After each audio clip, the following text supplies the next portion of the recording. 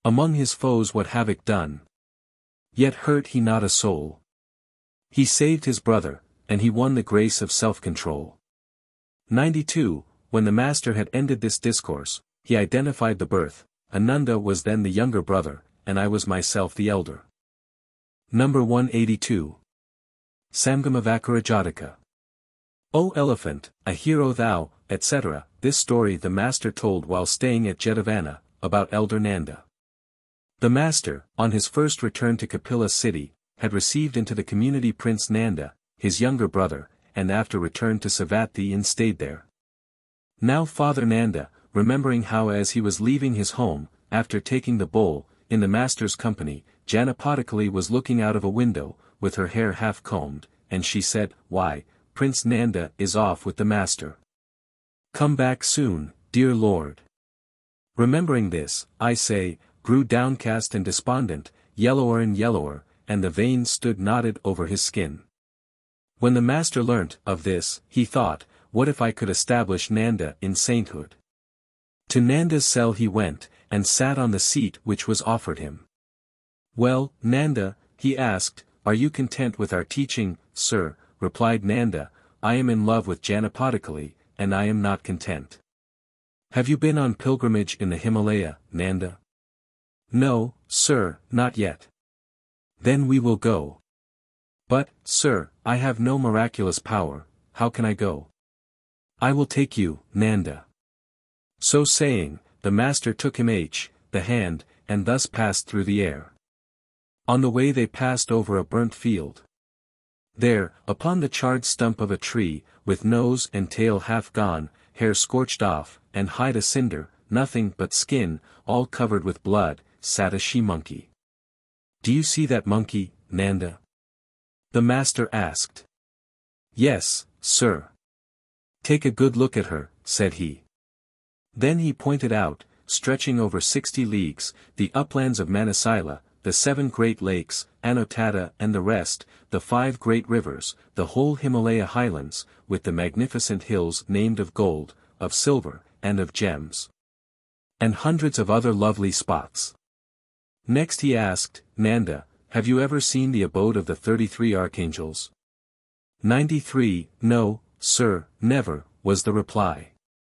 "Come along, Nanda," said he, "and I will show you the abode of the 33. Therewith he brought him to the Yellowstone throne 53, and made him sit on it. Sakka, king of the gods in 2 heavens, came with his host of gods, gave greeting and sat down on one side.